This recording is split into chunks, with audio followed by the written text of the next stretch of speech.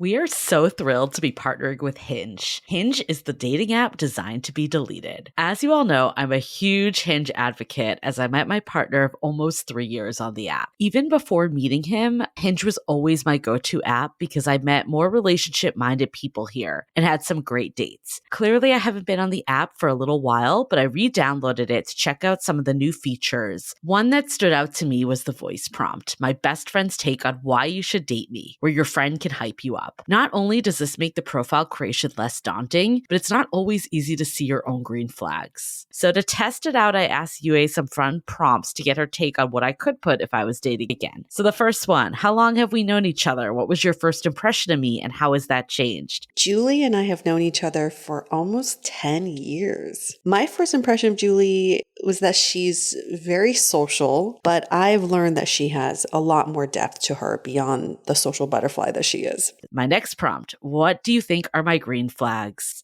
I would say she's deeply loyal. She believes in love, curious mindset, and she is fearlessly ambitious. And then last but not least, what kind of friend am I? Julie is the kind of friend who will always have your back, no matter what. Damn, that feels nice to hear. So download Hinge and try voice prompts today. Then find someone worth deleting the app for.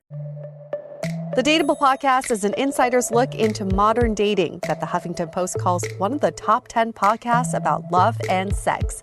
On each episode, we'll talk to real daters about everything from sex parties to sex droughts, date fails to diaper fetishes, and first moves to first loves. I'm your host, Yue Xu, former dating coach turned dating sociologist. You'll also hear from my co-host and producer, Julie Krafchick, as we explore this crazy dateable world.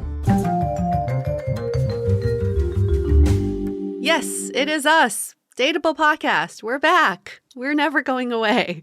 Here's a brand new episode of Dateable. Welcome to our listeners, new and old. And we are so thankful because we're getting into that Thanksgiving season. We're so thankful for all of your support. So much has happened this year alone. And we have so much to tell you all that we can't tell you yet. But we're very thankful. I feel like we're like bursting to tell everyone everything. But you and I have been so hard at work with some other projects. They're all related to the podcast and Dateable and dating. They're all the larger Dateable brand. But we're so excited to eventually be able to share this. I feel like we're teasing it so bad, but we just can't say anything yet. I know. I feel, I feel like I'm back in grade school and I have this secret and I can't tell anybody. One of our friends, though, sent us flowers. It was so sweet. I was not expecting that at all. She sent us both flowers for one of our accomplishments. Thank you, Melissa. That was so thoughtful. You totally made our day. And it was so bad because my partner had to go pick up the flowers from the outside. And our neighbor was like, oh my God, did you get her flowers? Is it her birthday? And he's like, it's not her birthday. And I didn't get these for her. The neighbor's like, interesting. Well, okay, so this is really bad. It just made me think of it, though. So our friend that sent us the flowers, she had a breakup, and we all sent her flowers. Like a group sent her flowers. And the flower delivery guy showed up at her door, and he's like, they're from your boyfriend. I was like, there is nothing worse you could have said in that moment. Plus, read the room, read the card. It's from 4 girls. There's a good chance this is not from your boyfriend. Like, how is that? No. It's like either if you did have a boyfriend and they weren't the one that sent you flowers, then that's just, it's kind of like, okay, well, thanks for reminding me. And then if it's a breakup, that's one like false hope that they're sending them to you or just a reminder. So terrible. It was so bad. No. It's like That's flowers just gone wrong. Drama. Oh, no. Like, you're not funny. Don't make these jokes. I feel like, okay. If you're delivering flowers, you probably should just be very sensitive to just who you're deliver delivering it to. Yeah, just deliver them. You don't have to make a comment. Oh my gosh. Okay, that's awful. Yeah. But all right. Well, we got the right flowers, and the delivery person said nothing to me and just left it outside. So good job. You have one job. You did it right. Right. Low bar. Very low bar. Very low bar. Very low bar. But yes, it's so nice. Falls in the air, even in Southern California too. You feel the cool air, and I feel like it's a time to reset and just breathe in the freshness that's to come. I feel like the temperature dropped 10 degrees overnight. Yeah. Got way brisk. I'm turning on the heat, but it's kind of nice too. It's kind of cozy. I do agree. It feels like we're heading into Thanksgiving season, which is always one of my favorite times of the year. Is it? You like Thanksgiving? I do really Okay. like Thanksgiving. Thanksgiving is definitely one of my favorite holidays. Is it Thanksgiving with family or Thanksgiving with friends that you like? Both. I usually alternate every year. Although, did I go last year? No. I guess it's been 2 years since I've been back. This year, though, I'm doing a 2-week East Coast trip over the holidays. We're doing my partner's mom first in Florida, then my family in New York. So we're doing a double hitter. So we are staying here for this holiday because that's just a lot of travel in a short period. But usually I either do Thanksgiving, go there, and then my family will come here. But because I'm going there, I only do one. Yeah. Yeah. And you'll be in Europe for Thanksgiving. Yes, I will. My mom's going to join me for Thanksgiving. We're spending it in Strasbourg, France. It's where the Christmas market is. I've never even heard of it. My mom found it. She's like, let's go there. Okay. Yeah. I feel like our listeners probably think you're just like jet setting to Europe every 3 weeks. Well, it's funny because before COVID, I traveled every other month. Now thinking back, I don't know how I did that. I don't know how I operated. And my life is getting back into that travel state of mind again. And I'm like easing back in because I used to crave travel. And I think COVID made me very lazy about travel. Yeah. I was very happy staying put. I'm like, I don't need to travel. But now it's like their juices are turning again. And it's like, ooh, I think I want to travel again. It's always so fun. Don't get me wrong, but it's so exhausting too. I feel like so even exhausting. from my last trip to Hawaii, which is like a relatively laid back trip, I was exhausted for like a week after. I think it just takes a lot out of you. That's like the side of travel no one talks about. Well, also the pre-planning too. Yeah. I'm going to be in like 5 or 6 different cities. So I'm looking at hotels. I'm looking at what we're going to eat, what we're going to do. And I'm on my own for some of it. I'm with my mom for some of it. I'm with my coworkers for some of it. Right. So it's like context shifting is also very exhausting. This pre-planning, I wish I didn't have to do that. So where are you going? Because it's primarily a work trip, but like where are you going as personal, or is it all through work and just some days you have off? I'll have a week with my mom, and that's the Thanksgiving week bleeding into the next week a little bit. So we'll be coming from Paris. So we're going to explore central France. We're going to go to Strasbourg, and then we'll go to Lyon, then we'll go to Bordeaux. I think that's the plan for now. But my mom's, Julie, she loves to travel, and she's kind of spontaneous, I would say, for an older Chinese lady. Like she just was willing to do this. It wasn't that much notice. Yeah. It was not. She was booked the ticket, and then she said to me, she's like, let's just book the bookends, the beginning of their trip and the end of their trip. But in the middle, let's just see where we want to go and just go. Nice. Love it. Love it. She's Love super that. spontaneous. Yeah. But my dad will be home for Thanksgiving. I feel bad about that, but he didn't want to come on the trip. He'll have Mojo, and they'll have their own Thanksgiving together. Well, as long as he has Mojo, there he goes. I don't know. That's a great consolation prize.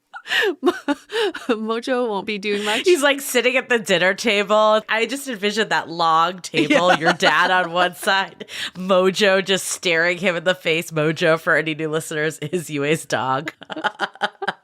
Very good conversationalist. And my dad's like, what are you grateful for? Yeah, and he just barks.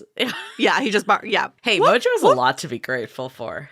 He is so lucky. He is such a lucky, lucky dog. But we're so lucky to have him. So it goes both ways. Yes, we are grateful as well. We are grateful too for this conversation. This is what I love about Dateable Podcast is when we started this podcast, did you ever think we'd be talking about Feng Shui? Hell no. Hell no. I love that it can take us in different directions that are all interrelated, but it's really nice that we are able to push the boundaries a little on this topic. And I feel like for months you've been talking about, let's do some sort of episode around Feng Shui. And we had someone reach out to us that was able to talk to this topic. So we had John George, who's an interior designer, and he practices a lot of Western Feng Shui. So we're going to get into all that in the episode. But we wanted to start in the intro to talk a little bit more about Eastern Feng Shui also. So Yue, like, I mean, we can go into the formal definition, but like when you had this vision of Feng Shui your love life, what came to mind for you? Yeah. And you know what instigated all of this is that I moved furniture around in my apartment in San Francisco. Yes. And then I fell in love. And I had this moment thinking that's all I need to do is shift my energy around. The basic principles of Feng Shui are that we can shift energy around in our homes in a way that creates positive energy, and we eliminate the blockages in our life. And I think the basic, if you just like zoom out a little bit, Feng Shui is really about connecting with your environment and how do we create that harmony with the environment that we live in. I didn't used to put this much attention into my home because I've always been a renter, and I think there's something with the renter mentality. It's like, this is temporary. I don't really need to hang pictures on the walls. I don't need to make this a home. And then Julie's very much the opposite. Like Julie's old apartment was very much like a home, and she made it a home. And I really admire that. And I actually think it's a very American perspective that this is like, even if you live somewhere for 6 months, you still want to make it a home. I've known friends who would paint their walls, even if it was a sublet. And I just thought it was wild. But now I understand wherever you live, no matter how long you're living there for, even a hotel room, there is an opportunity to move things around so the energy you create is a positive force of energy for you. I do remember when you did that, and your apartment was a little bare before. I had nothing. I was like, does someone live here? Is it just like a recording studio? You have a bed, but not much other stuff. But I think, that is something that I have always valued. It's so funny. I'm just like recalling. So when I lived with my roommate for a long time, we were friends from college and we lived together for 5 years, like a really long time. Yeah. Her mom came to visit and just like looked at our apartment and was like, this is why you're single. And the best part is, she wanted to hire us an interior designer. And I think at this stage of my life, it wasn't that I wasn't capable of doing it. I just didn't have the money to invest in it. Because, decorating your home is quite expensive. Very. Furniture is super fucking expensive. So that was a big part of it. Very. But the best part is her solution was she bought us, I don't know if you remember this in my house, there was like a random window. It like looked into a courtyard. It's like this tiny window. Yeah. She bought us like one of those like drapes, like the dust ruffle, like not, what is that called? It's not a dust ruffle because that's your bed, but like that one of those like drapes at the top that just like frames the window. The valance? Yes. And I was like, this was your solution to finding us significant others? Like, wow. What straight dude's gonna come in and be like, well, now this is the partner I need. They have this window dressing up. Well, okay. I want to talk about that though, because I used to think the same thing. Like I should really make the home that I want to live in. But my current partner, when he first came to my apartment in SF, before the furniture, before changing around the furniture, he's like, "Do you live in a dorm room?" He's like, "This is not. I did not think this is where a woman in her late 30s would live." And now looking back, I get it. I had the bed pushed up against the wall because I wanted to create space. I was like, oh, it can totally just be one side, against a wall. And I realized it's not really conducive to a partnership because you need freedom from both sides of the bed. You can't just like corner one person in, but that's what I did. My partner had that also. He did that also. So you're saying I was living like a bachelor. Yes. Basically.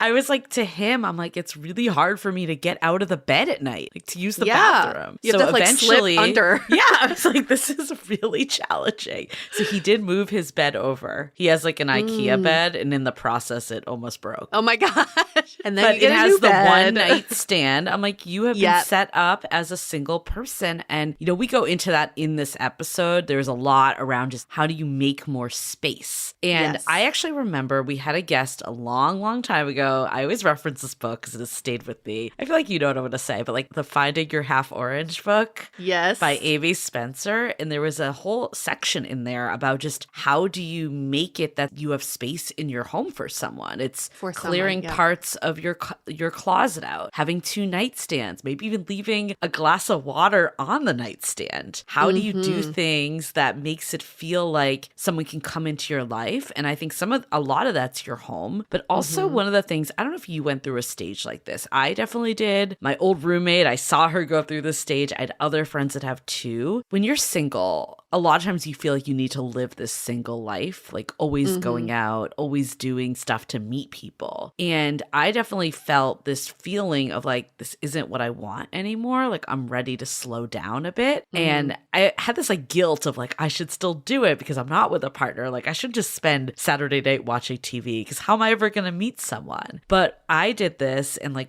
I watched my roommate do this of maybe adapting more of this life that you could have with someone else. So while there isn't someone in there currently, you are making space for that lifestyle. Like if you're always going out and you never have any downtime, it's going to be a huge shift when you meet someone and you're doing more one-on-one stuff. So I started doing more one-on-one dinners with friends. I started just spending the Saturday night watching TV if that's what I really desire to do. So I think this whole making space concept is really important, whether it's physical space, mental space, whatever it is, to let that person into your life. And that's very much related to Feng Shui principles because Feng Shui in your home is about creating a space in your home that you don't want to leave. You love it so much because it embodies who you are. It's an extension of who you are. And just doing some quick research, because obviously, caveat, we're not experts. We're not Eastern Feng Shui experts, but we have a curiosity into this practice, and your bed is the most important piece of furniture in your home. And what is important about your bedroom is that it needs to create the sense of intimacy. So for example, no TVs, because TVs are supposed to take away the energy of intimacy. You want 2 of everything because you want balance, but you also want that idea of, creating space for someone else. And then you want like low lighting. There's a lot of just comfort that needs to be in your bedroom, and it shouldn't double as an office or something else that takes away from the intimacy. So that's kind of important for the bedroom. Your kitchen is also another very important area in your home because that's supposed to symbolize your health. It's supposed to symbolize they call it wealth too, but it's really like the wealth of healthy. It's where you nourish. So no blocked energy in the kitchen, meaning if you have appliances that aren't working, fix them right away or throw them out. Interesting. If you have appliances you don't use often, store them away. I'm so guilty of this. Oh my God, my Instapot so guilty. just sitting there, that stale Instapot energy I need to get rid of. Or you need to use it more, one or the other. There we go. Use it more. I hate to say I'm cheating on my Instapot with my air fryer. I just love my air fryer so much more. Okay.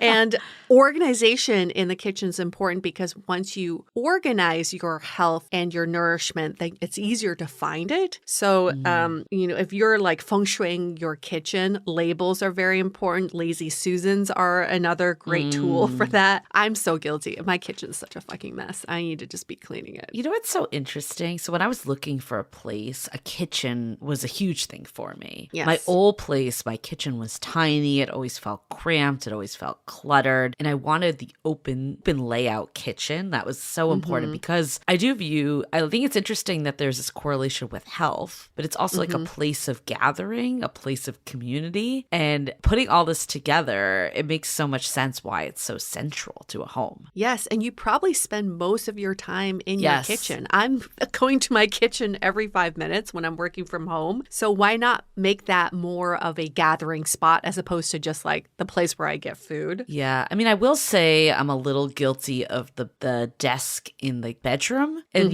some of this is just space constraints, right? At some point, would I rather the desk not be in the bedroom? Would I rather I had a second bedroom that hosted my work area? Absolutely. But I don't. But what I did is I sectioned it off a bit. So it feels like it's a little more taken away. So I think that is key. It's sometimes, this is the ideal. We understand there's sometimes constraints based on what you have to work with. Well, I mean, I think what worked for me when I lived in a fucking studio was when I finally started sectioning off the studio. This is where I sleep. This is where I work. This is where I do my videos. Yeah. This is where I eat, even in a studio. So this is not about going out there and getting a 5-bedroom house, although if you have one, good for you. It's about creating designated spaces. And if you like read any Buddhist philosophy, they really talk about giving each space a purpose. And I really enjoy hearing about that. It's like when we dual purpose a space, then we're not able to focus on what we're trying to do in that space. So that's important. I thought this was kind of interesting, the commanding position. Julie, did you find this in your research? It's like the most important position in your home is the one that's farthest away from your main door, and it's at a diagonal. So it's not in the direct line of sight from your door. Oh, interesting. But when you're standing in the commanding space, you can still see the door. So the idea is standing in this place, when someone comes in, they can't see you right away, but you can see them. So you have a control of your space, and you're also farthest away from the door. Your commanding place in your space is where you put your most important piece of furniture. So that could be your stove, that could be a couch, that could be your bed. And that's where you spend a lot of your time. That's your commanding space. So think about that. It's like catty corner to your front door, not in the direct line of sight, and it's farthest position away. What would that be for you, Julie? I'm like picturing your apartment. For me, it would. So is it diagonal or is it neck? Yeah, it's the stove. Your stove. Yeah. Your kitchen is definitely your commanding space. And I would say that is definitely the way the structure of my house is. And that's great because now once you know where your commanding position is, you focus more on that space. How do you make that space better? How do you move the energy around in that space to create positive energy? So if that's your kitchen, I think it's time to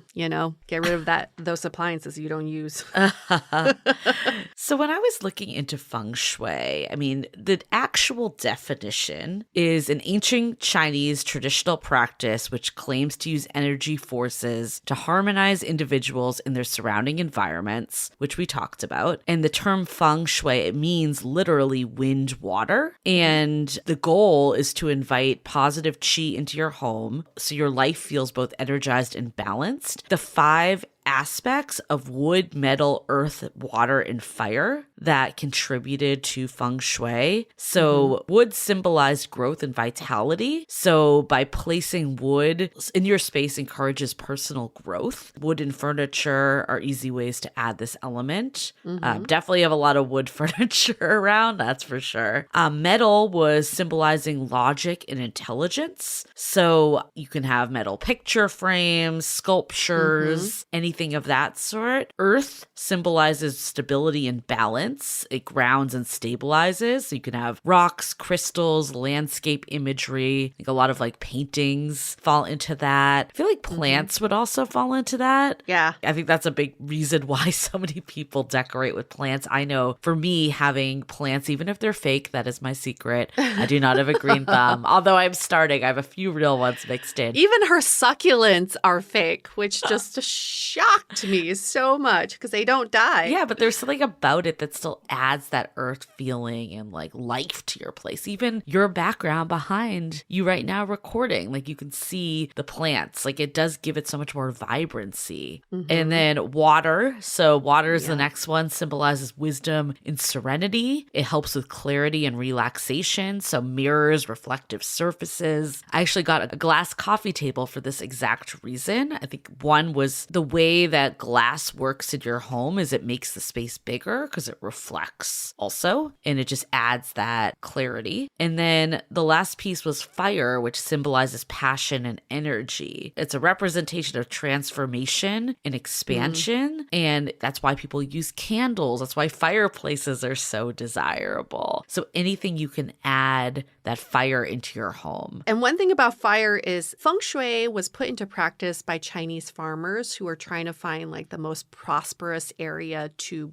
have crops. Fire back then actually meant fire, but in present day, we can use light. Oh, And yeah, light. There's so much light design that can go into a home that I never knew about, and it gets very expensive if you wanted to. But using light to create that sense of growth, that sense of change, or that sense of vitality is actually a very interesting art. The 5 elements, what I do take away from those principles is that you want a balance of all 5 in your home. And look around. I'm sure all of us have wood. A lot of us have metal, earth, fire, but water is the one. I love that you're using Mirrors. a glass table. Mirrors are great, but also just like a little desktop water fountain. Oh, yeah, that's nice. Yep. Those are really fantastic to feel zen. They're really good for anxiety too. But like the water, I think the water one is the one I've been reading about. It's like, it's the hardest one to incorporate. So you just have to do a little research on what that is. But once you identify the 5 elements and you know what you're missing, then you can focus on those elements that you're missing in your home and really balance your space. But I read that in the bedroom, it is the most important to have all 5 elements. If you are missing it in any other room, that is okay. Oh my God, you do like inventory. Yes. Go in your bedroom ASAP. and say, what am I missing? So I think from this list, I want to add the lights that go under your bed. Oh, interesting. You know, ambient light. So I hate using the overhead light. It's just so bright. Yeah. Or like a dimmable light of some sort. Well, he talks about dimming lights a lot, John George, on this episode. Yeah. I actually put that in. I use like Amazon Alexa to control it, or your phone too. And it has all these different dimming settings, and it's perfect in the bedroom. It's so nice. And like, you never want to turn on your light to the full potential. No. Because you don't want big energy in your bedroom because it takes away from the intimacy. So I thought that was interesting. It's so interesting. Like, one of our mutual friends is in school for interior design, and lighting is so core. And I know for me, like, I haven't made like so many changes to my place, but lighting was a big one. I put in all new light fixtures, and it really changed the energy of the entire place. Something, and you know, some of these lights were like $80, $100. Like, we're not talking crazy money to actually make a big impact. And it's interesting because like 2 of the things that drew me to my current place was the floor to ceiling windows. Yes. And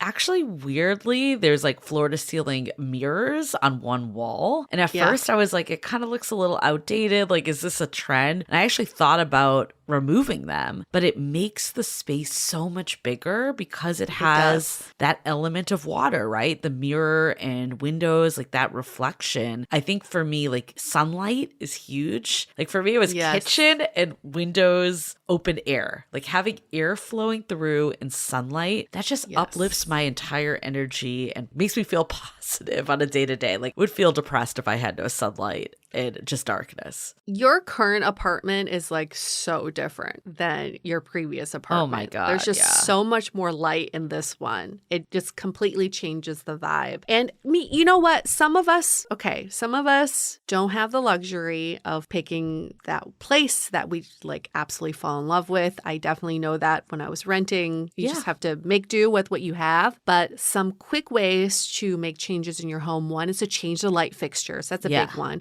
Even as easy as changing light bulbs will actually change the energy in your room. I love that. That's true. If you're a renter and you can't do it, just change it to not white lights. Change it to like more like yellow, golden and dimmable tones. lighting. Yeah, yes, exactly. Or like color lighting. That's really fun. Change the switch plate. Yep. The lighting switch plate. You can have fun ones. You can have reflective ones. That really changes the vibe in your room too. Doorknobs is another hack. Knobs Doorknobs, any knobs. They're like $50 $15, that Yeah. was definitely an interior design hack that you could change things to really upgrade it. And this doesn't have to happen overnight. Like even in my old place, I bought new furniture. I bought it as I saw things that I liked, that I gradually replaced. And it ultimately eventually got all my IKEA furniture out and got new upgraded stuff. No shade to IKEA. I do still have some IKEA stuff. But the more, I think actually an interior design hack, it's not that you have to get rid of IKEA, but not having your entire place look like an IKEA showroom. Mix it up. Exactly. Mix it up. Add some other providers in there. Then it looks a bit more balanced. But this doesn't have to happen overnight. And I love this, just taking inventory. I'm like, oh, I think I have all the elements. But now that I'm looking back, maybe I don't in my bedroom. It's time to just check in and see what you can add. Or remove. Removing, too, is a big piece of it. Removing is a great plan Clutter. for Yes, many of we us. talk about clutter. Yes, clearing the clutter is one of the most important principles of Feng Shui. And also this idea of like lack of attachment to your things. I get it. Sometimes when we spend so much money on furniture, so much money on fixtures, we're like, I have to deal with this for the rest of my life.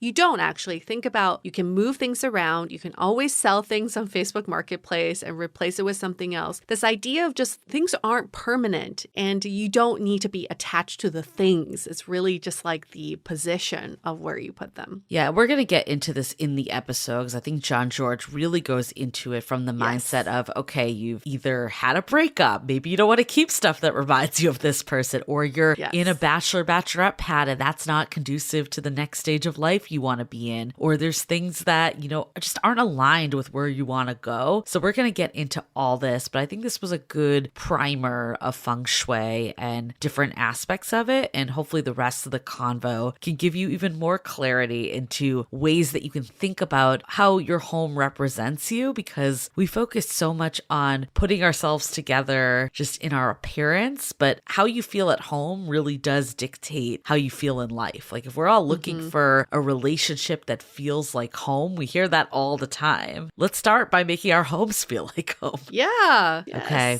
Well, before we get into it, just quick announcements.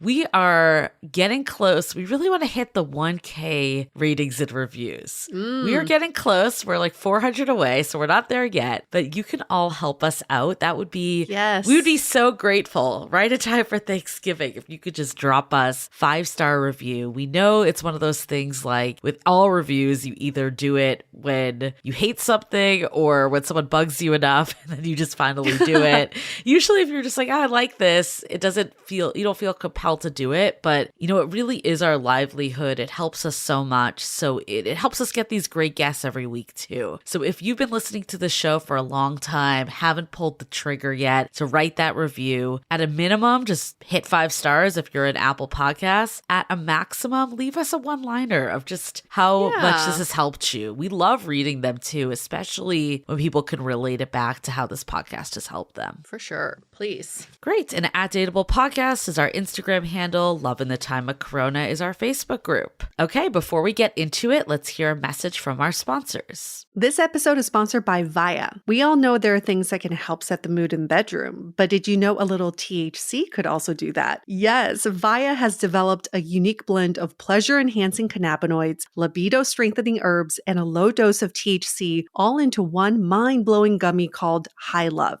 This gummy, wow, it will awaken your senses, increase blood flow, and intensify any sexual experience. I've been pleasantly surprised by the High Love gummies because it is just the right amount of THC for me to have a good time without feeling sleepy. And hey, if THC is not your thing, Via also offers a wide array of other gummies without it. And everything legally ships in 50 states with discreet packaging directly to your door. So if you're over 21, you can get 15% off and a free pack of award-winning Dreams THC plus CBN sleep gummies with our exclusive code DATEABLE at viahemp.com. That's VIIAHEMP.com. Let the gummies work their magic. Head to viahemp.com and use the code DATEABLE to receive 15% off and one free sample of their Sleepy Dream gummies. That's viahemp.com and use the code DATEABLE at checkout. Take your passion and pleasure to a whole new level with High Love from Via Hemp. Okay, let's hear it from John George about how to feng shui your love life.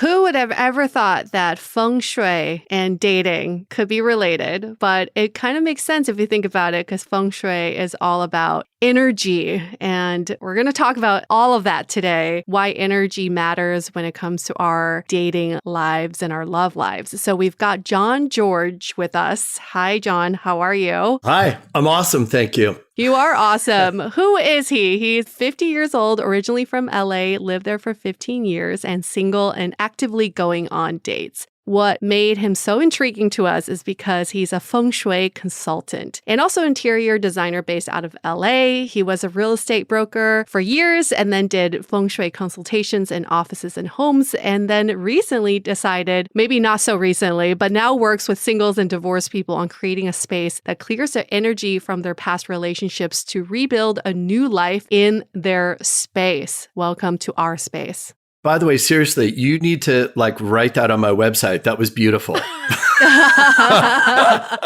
that not from your website? Who knows? It might be. I was like, if so, I was like, God, I did a great job. It's like, you did a great job. Yes, I did. You did a great job writing about it. Well, we're already kicking off this conversation with great energy. I want to first just get to what Feng Shui is. In Chinese, Feng Shui literally translates to wind and water, but it's really about the energy. So what is Feng Shui exactly? Okay. So, you have the traditional sense of what Feng Shui is, but I really practice the Western style. So Feng Shui explores the intimate connection between you and your environment. So it makes a direct correlation between the quality of your life and your environment by focusing on the three major principles of Western Feng Shui, which is what I use. And that's love, safety, and comfort. And so the aim of the practice of that is to free up blockages of energy, to allow new possibilities, and to create harmony in your environment. So it's much more about clearing the path for energy to flow than about getting more. But you end up getting more by clearing these blocks. There's another part to this also, and that's being very intentional in your living. And so I look at this more as a lifestyle and a philosophy that I bring to every single thing in my life. Why do you think it's so important to clear the energy, especially if you've had past relationships that didn't work out, or maybe you're just not in the place that you want to be and you need to kind of have that fresh start? Why is this so essential? So for me, I have a very low threshold for pain, and I tend to ruminate. And I think a lot of people do, and they get really stuck in their thoughts, and they become these broken records of these stories and things that they're saying to themselves. So what you need to do is you need to free that. You need to let go. And, it's so much easier said than done. So what I try to do is I try to go through a back door, okay? So instead of just saying, let's do our gratitude list, which by the way, I think is super awesome to do all the time. But what I try to do is go through the back door of your environment so that every time you walk into your space, you're like, wow, this feels so great. And so when you're feeling good, you're at a higher vibration and you're feeling good and you're feeling happy. So I think it's really important to create that space, and you're not going to have that space if you just are stuck with these thoughts that just aren't very conducive to your life. It's good that we're making the connection between our thoughts and our environment, because our environment is a reflection of our thoughts. So how did you even make that connection for yourself? Was there a time in your life that you needed to reset and unclutter? Totally. I got a divorce. There we go. And that totally rocked my world beyond belief. And it was a time in my life where it was extreme shock to the system to me, very quick. And I needed to basically figure out how I was going to stop this negative thinking. And it was extremely sad. It was a very hard time in my life. So what I had to do is I knew about Feng Shui. When I was in real estate, I had someone Feng Shui my house, and she was amazing. And so I just started applying those principles to my living space. So because every single time you look around and you're like, oh my God, I accumulated this with this person. Mm-hmm. I'm using this blanket and it was given to me as a wedding gift. And it's just like, it makes you sad. And then the next thing you know, you're going to bed with this blanket that is, from all intents and purposes, is a gorgeous blanket, but you're thinking about that person, even on a subconscious level. It's bringing that energy down. That's not how you want to go to bed. So I started just going through and editing everything in my life. And that's where I started, because I have control over that. You can't rush grief as much as you want to. And so I had control over this. And this is where I started. Interesting. I feel like, we're told all the time, like, focus on how we're presenting outward.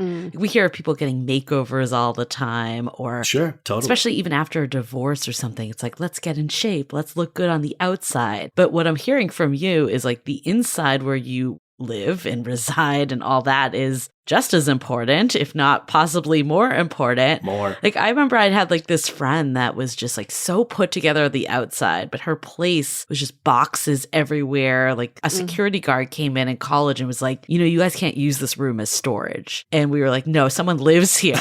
Like someone actually resides here. Why do you think people like aren't focusing on the home, yet we put so much emphasis into like the outside appearance? Totally. Well, because, so many people want to present themselves to the outside world. Like, hey, I've got it together. Hey, this is me. Check me out. I look hot. I've got everything together. I'm good. And they put a lot of focus on that. And they're not realizing the impact that they're having on themselves by not taking care of themselves and their everyday thoughts and energy that they're using by ruminating over the past. I think a lot of people are not very conscious of this. Why? They may not be aware of it, number one. Number two, I just think that in our society, we're so focused on so many other things. Go, go, go, go, go. Let's text fast. We're always in this go mode, and we're not sitting down and we're not reflecting and saying, how could I be doing things better? How could I be dating better? How could I be presenting myself in my home better where I'm just enjoying myself? And these are all questions that like, I'm just introspective and I just always ask myself these things. For people, it may not be a priority. They may not be aware of it. They may not know the pain that they're causing themselves and the disservice by not taking care of themselves internally. Yeah, I want to get into the nitty-gritty of this because I think on a higher level, we can say maybe it's putting away the memories or putting away the objects that remind you of something you're ruminating on. But I think high level, there's this idea of Feng Shui in your home of letting the energy flow. And an example for me is I didn't even know anything about Feng Shui, but I needed to change up the energy in my home. And at the time, I hadn't had sex in a year, although I was in a relationship. And I realized in my little studio apartment, my bed was hidden away. I thought it was like, I want my bed out of the way. I need more living space. But if I didn't put the bed as a forefront of my own home, how could I even get my mojo back, right? If that wasn't what I was thinking about. So I put my bed in the center of the room and,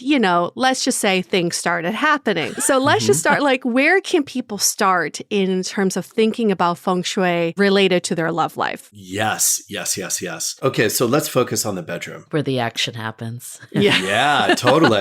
Hopefully. Not all of or it will after this, yes. So what you want to do is like, you have to just be extremely intentional. Let's talk about bed direction. So you want to be able to at least see your door from your bed. Why is that? Okay, so this goes back to love, safety, comfort, and this is safety. So imagine when you're sleeping, if you hear a creak in the door and you can't see the door, it's going to affect your sleep big time. You won't be able to go deep sleep, and it's a little scary. Yes. So if you could see the door easily, so ideally, you want to have it up against a wall and you want to have it in the corner. So like, just imagine very quickly, spy movies, Jason Bourne movies, anything like that. They go into a restaurant. They're sitting in the corner. That's the power position. They could see everything. No one can come up behind them. And that is a safety issue. Same thing here. Don't want to be below a window. Things can come through the window. So you want to be against a solid wall. That's starters. Your mattress. So mattress stores a lot of energy. So, energy from past lovers, breakups, things like that. You're just storing tons of energy. Let's just say you want to start fresh. If you can, and you have the means, let's get a new mattress. Let's get something extremely comfortable. Let's go and spend the time and get great sheets. Feel them. So when you see your bed, you're excited. You're Yeah. walking towards your bed. You're like, here I go. I grab the duvet. Oh, it feels so good already. Boom, you feel great. Then you slip your hand in the sheets. It feels good. You have very soft pillows. Bam, you're feeling Oh, it's awesome already before turned you even on get for in. this. Oh, God, please. Totally. You're being intentional. And we could talk about lighting. I'll tell you one of the biggest things that I encounter challenge with my clients. And that's, oh, I don't need a dimmer. Oh my God, you do. Yeah. First of all, the golden rule, especially in interior design, dimmers everywhere except in closets and garages. Okay. Any light source you have should be on a dimmer. That's if you're extremely disciplined, because what you can end up doing is layering your lights. And that becomes a lot of fun if you want to geek out. But your bedroom, everything should have soft lighting. And you should do that about 2 hours before you go to bed. Remember, what you're doing is you're creating rituals. You're setting the tone. And you're like, I'm setting the mood, and act as if. Create the mood. Even if you don't have a lover yet, you're at least feeling sexy. You're feeling good. Right. And you're bringing that to your life. You're bringing that to your sleep. You wake up, you had a good night's rest. It's great. So I'd focus on the bed. I would definitely have dimmers. I mean, candles are always great. And I fought myself on this one, but I finally did it. And I got flameless candles, and I got rechargeable batteries on it, and I have it on a timer. So That's nice. every night, boom, they turn on automatically. It's setting the mood without even me doing it. And I'm always so surprised. Oh God, my room feels great. And I didn't even do anything. There was a Sex of the City episode I remember where Miranda, one of the characters, got basically spent a ton of money on new sheets. And the whole premise was, if my bed is somewhere I want to be, then others will follow. So I think what you're saying makes a lot of sense. It's kind of like that, if I build it, they will come Field of Dreams mentality. Act as if, 100%. Okay, so let's say you have a nightstand, right? You want to have matching, because remember, you're building it as if. So you want to have a nightstand for your honey on the other side of the bed. If you have a light on one side, have a light on the other. That makes sense. You could have one of those sheepskin rugs, put that down so the first thing your feet touch is something sexy and soft. Yeah. And then do one on the other side. You want to be doing things in pairs. So symmetry. That's really interesting. The doing it on the other side. I think a lot of people might say, what's the point? I don't have someone there, but I love this. Yet. Well, that's what you want. Yet is the key word, yet. Create a little space in your closet for your honey so that they could put their clothes in there. I mean, remember, just like what you said, you build it and they will come. You create that intention. You set those rituals every night, and you'll build it, and you'll start feeling really sexy and good. Okay. This is a in the weeds question, but I read somewhere that you shouldn't have your mirror facing your bed. What is the reason for that? So mirrors are energy. So if you have a hard time sleeping at night and your mirror is facing the bed, first thing you want to do is try to hide the mirror. All right. So, a lot of people have mirrored closets. So first thing I'll do is I'll ask them how are you sleeping at night? And then, I get kind of a restless night's sleep. Well, the first thing I'll do is I'll say, well, why don't you throw up some curtains over your mirrored closets? And by the way, that softens the room anyway. And it's easy. You just pull them back when you need the mirror and then shut them when you're done. Got it. So it's more just getting in the way of your sleep patterns. That's the reason for it. Correct. To be honest with you, if I think a mirror near the bed could potentially even be fun.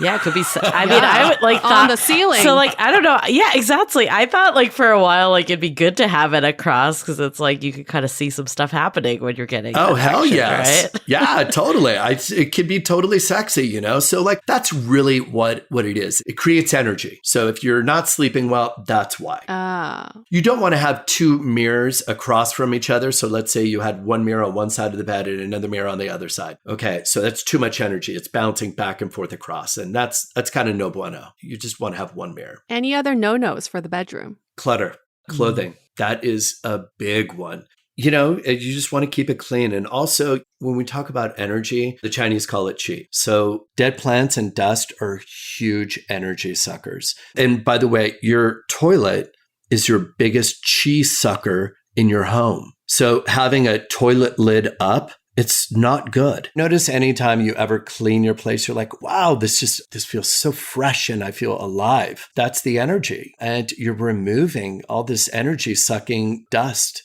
By the way, sorry to get back to something very fast. You shouldn't be doing bills in your bedroom. Ideally, you shouldn't be having a TV in your bedroom. You should be focusing on intimacy and sleep. Have fun with your mate outside watching TV so that when you go in, you're focused on one or two things, and that's it.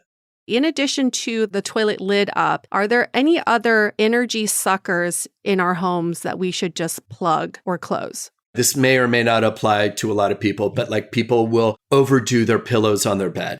Julie? And, that's me. all right. So like you're not really creating space. It's not really super conducive for love. Like, it's good. 6 pillows is good. How many do you have now, Julie? I like 10 probably. I'm a pillow hoarder. No, wait, do you sleep with 10 pillows? Well, I have 2 Euro shams and then 4 actual pillows and then throw pillows. Yeah, it's too much. I think I'm learning from this. I need to She declutter loves pillows. here. Let's talk about toys. Sidebar. Because yes. that's really fun. Okay. Yeah, totally. Okay, let's say you keep it in a nightstand. That's great, first of all. It's good you're hiding it. But I think what you need, what is really beautiful is treat it special.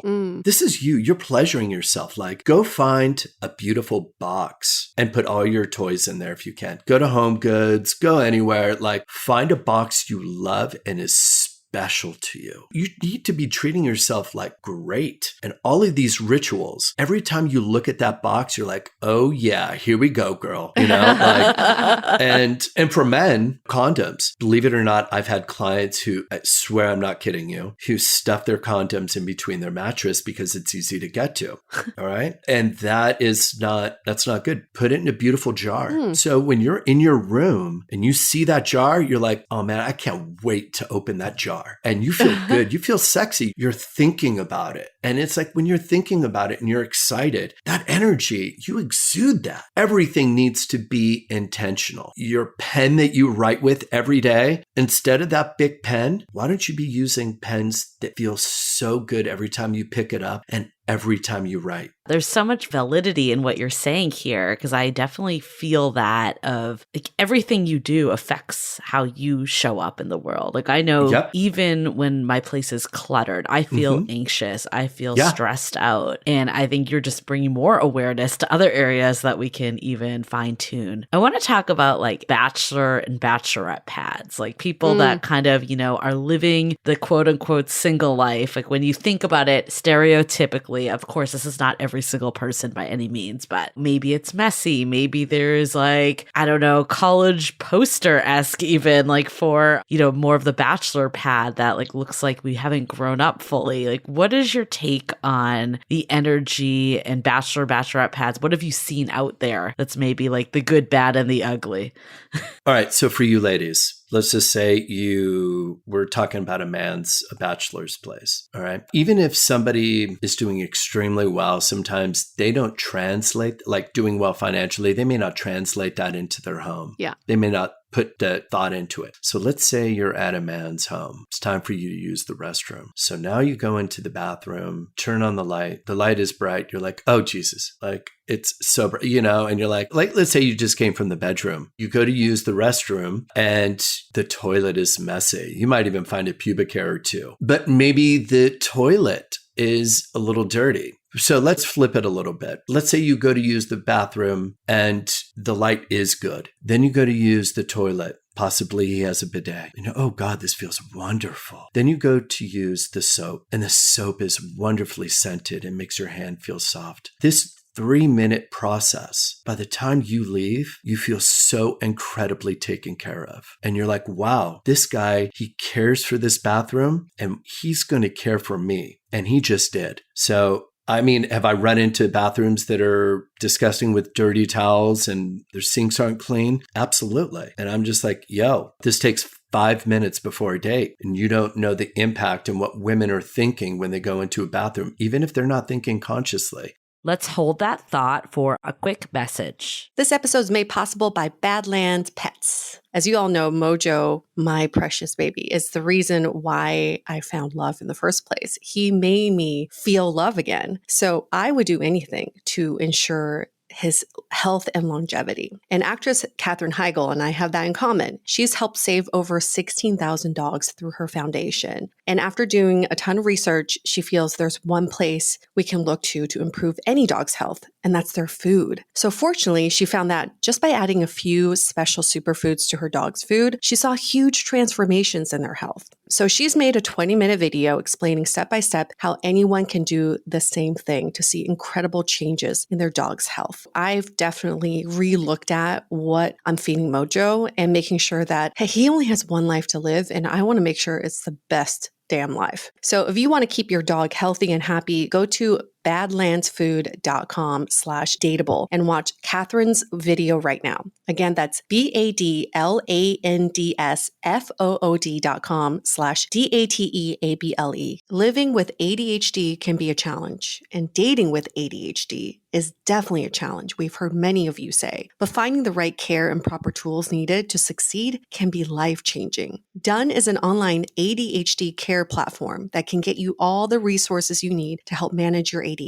Online visits, refills, and a 24/7 care team made for you. In just 1 minute, Done's online assessment can help kickstart your ADHD treatment journey. With experienced clinicians, worry-fill refills, and online visits, you can start getting personalized care as soon as today or tomorrow. So contact an expert team that can help you around the clock and get a personalized treatment plan just for you. Here's how you do it. Take a free 1-minute assessment and book an appointment with a licensed ADHD clinician as soon as the next day. Get continuous care, one-click refills, insurance coverage, and 24/7 care team support with Done for just $79 a month, and pharmacy copays as low as $0. Visit get.donefirst.com/podcast to learn more. That's get.donefirst.com/podcast to learn more. Done. Turn ADHD into your strength. As you know, I recently left my corporate job and I've been in total recovery mode, all about self-care. One of my new routines is the nighttime shower before bed. There's just something about washing away the day and that reflection that's been super helpful for me. I've been using one of our partners, Osea's Mega Moisture Duo. This combo body oil and body lotion are so freaking incredible. It literally feels like I'm at a spa. I realized that the secret is seaweed and other skin level ingredients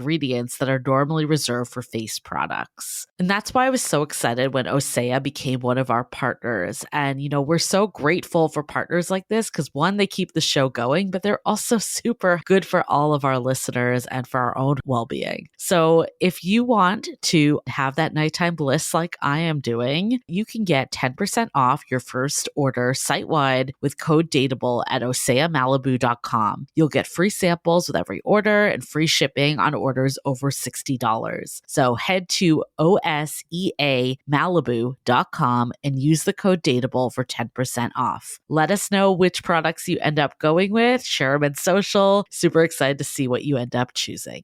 Part of me is like, how appropriate is this labeling of Feng Shui versus just a Western term for it? I feel like maybe there needs to be a separation. But I do want to, in the context of Western Feng Shui, how do you make your living space, so not the bedroom, your living room, more inviting for people to come? What you want to do is make sure it's clean. Remember, I was talking about everything has association. So you really want to start going through your home and editing everything and start looking at it. So let's talk about your sofa for a second in your living room. When you look at your sofa, what does it remind you of? Does it remind you of when you were there with you and your ex? If so, maybe you might have a real come to Jesus with it and kind of talk to it and say, hey, unfortunately, I can't afford a new one now. Let's go and let's try to move past this and make the best out of this and try to get some new throw pillows on there. Subconsciously, you're going to be looking at this and it's going to be affecting you. Is there a way you need to position the furniture to make it more inviting? You want to make sure that there's good flow. So if your coffee table is too big and you can't get your legs between the sofa and the coffee table,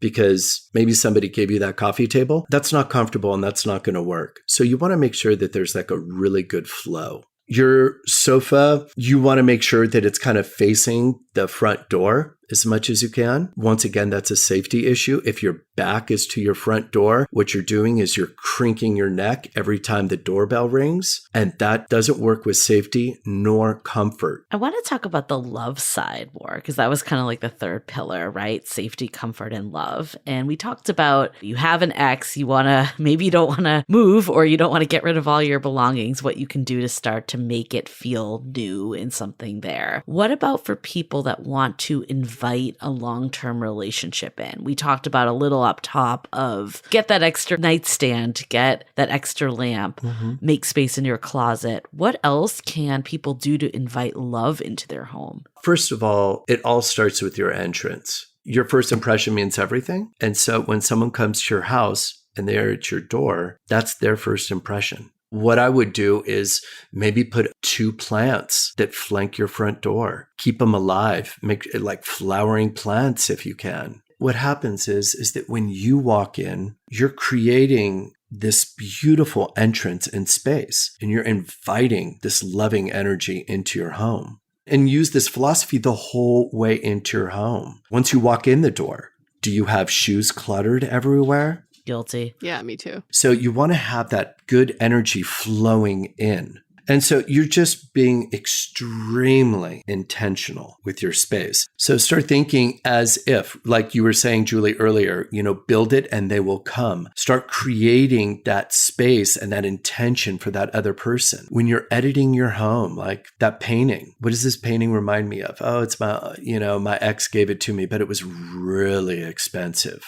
This is another thing that I deal with that is really hard. People have a hard time letting go of things that are very expensive. Yeah. And so sell it. Buy yourself a new painting. Start editing your perfumes.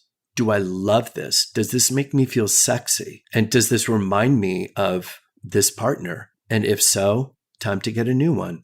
Go shopping, treat yourself. And remember, you need to love it. If you don't love it, do not get it unless you know it's temporary and you're willing to get rid of it as soon as you replace it with something that you love. And it doesn't even have to be something associated with an ex-partner. It could be associated with the former you or a point in your 100%. Life where you weren't so happy. It's just any of those negative associations, we can start editing those out. Now, this is a little counterintuitive for some of my single friends. I just went over to my single girlfriend's apartment the other day. She just moved in and she had one chair, one little sofa, one little table. And I asked her why everything was so simple. And she said, well, I just need enough for me. I don't need to spend money on more than what's enough for me. Yeah, I think a lot of people are in this mindset of like, I'll do it once I have a partner. Yeah. Absolutely. And so like if you only have space for one person, and see, she's not thinking build it and they will come. If soon as she were to have 2 chairs, next thing you know, her friends are staying at her house more. She's having more social gatherings. People are coming over. You are inviting maybe somebody that she hasn't met yet. And then next thing you know, you could introduce her to somebody new and wonderful. Right. It's a mindset.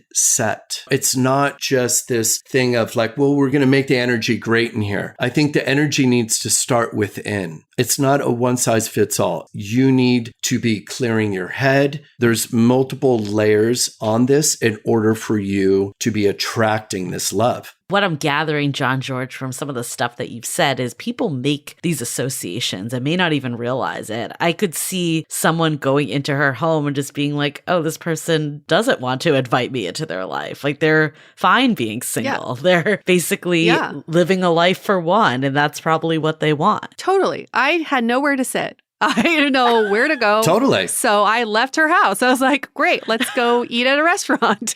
Yeah, like what I'm gathering here, it's like, how do we set ourselves up for success and the way that is more intentional? And we talk about intentionality. And this is probably a good segue to some of our takeaways from this conversation. But like we talk about intentionality in dating and intentionality of getting what you want out of dating. But this bleeds to all parts of life, not just how you use dating apps or how you show up on dates. And I think a lot of times, like, we're so laser focused that we're not thinking big picture. I think the example you gave of your friend just having the one, it's so indicative of just how easy it is to get focused on the present of what we have current day. You know, we always tell people to focus on the present, but I would say this is probably the one example where maybe focusing on the future actually is more beneficial. You know, it's not like setting yourself up for failure either. Like having two lights, for instance, on your bed is never going to be a bad thing, even if you end up being single for the rest of your life. Like it's not like you're like, oh my God, I jumped the gun and I bought two lamps and now I'm single. Like, I think it's setting us up for what we want, and the making the space is so important. Like, we talk about making space and not just being busy all the time that you don't have time to date, but making space in your home is just as important there too. So I think a lot of the stuff we think about in dating, we need to apply to our home. This is a philosophy and a lifestyle. This isn't just when I'm home. So like, be extremely intentional. Read the profiles. Take your time. Does this person fit what I'm looking for? Instead of just swiping when you're in the grocery line. Be intentional with every sentence that you write. Don't just do things randomly. You're wasting your time and the other person's. I think my biggest takeaway is letting things that matter take up space. Yes. Even thinking to my single days, I just wanted to create space. I wanted as much space as possible in my home that I would hide and put away the things that truly mattered. So what you were saying, like getting a beautiful box for your sex toys, if that really matters to you, that box is going to take up space, but let it take up space. We often hear from singles like, I've been single for so long, I don't know if I have space for someone else in my life. But I think if we can create that space and let it take up the space in our homes, we will be able to allow someone else into our lives. And I love this idea of pairing everything. The symmetry of your furniture and your dishes will help you create and make that space for someone else. Even if it's not a partner, I think just having people over to warm up your home is huge. Absolutely. Otherwise, your home will always remind you of being alone and single. And we probably don't need any more reminders of that.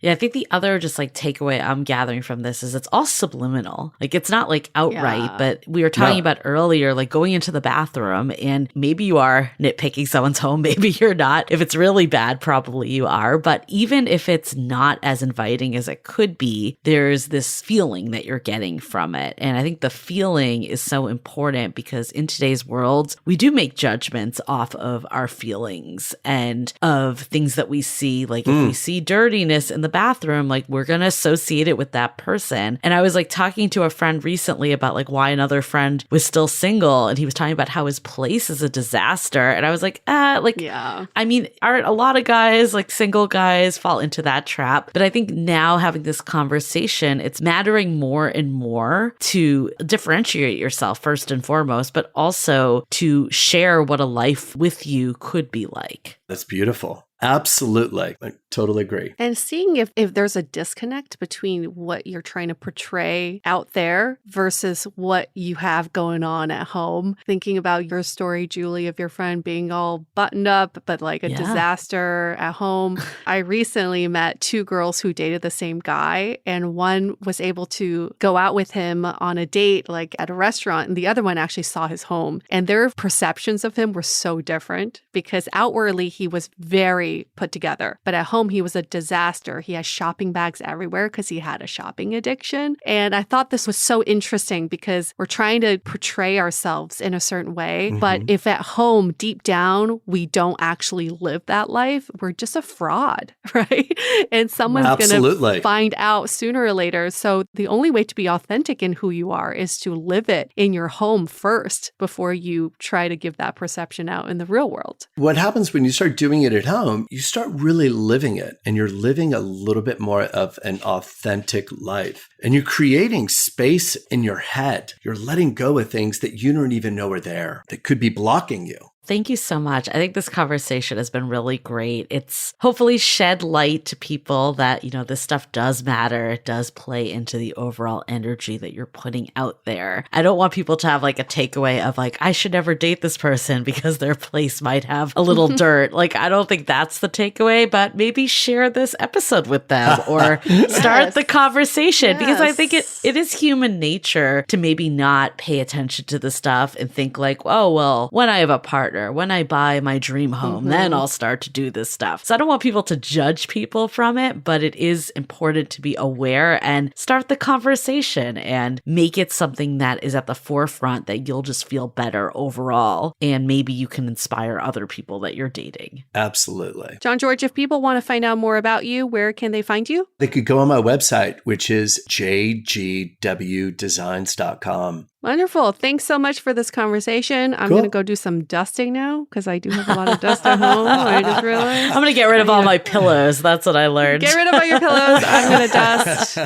and figure out how to revive some of my dead plants. Anyway, okay, We're going to wrap up this conversation. Thank you all to our listeners who've written us a nice rating and review in Apple Podcasts. If you haven't done so, we really appreciate it and send you good energy your way if you can give us 5 stars and write something nice in Apple Podcasts. Okay, we're going to wrap this up. Stay dateable. The Dateable Podcast is part of the Frolic Podcast Network. Find more podcasts you'll love at frolic.media/podcasts. Want to continue the conversation? First, follow us on Instagram, Facebook, and Twitter with the handle @DateablePodcast. Tag us in any post with the hashtag StayDateable, and trust us, we look at all of those posts. Then head over to our website, dateablepodcast.com. There you'll find all the episodes as well as articles, videos, and our coaching service with vetted industry experts. You can also find our premium Why series where we dissect, analyze, and offer solutions to some of the most common dating conundrums. We're also downloadable for free on Spotify, Apple Podcasts, Google Play, Overcast, Stitcher Radio, and other podcast platforms. Your feedback is valuable to us, so don't forget to leave us a review. And most importantly, remember to stay dateable.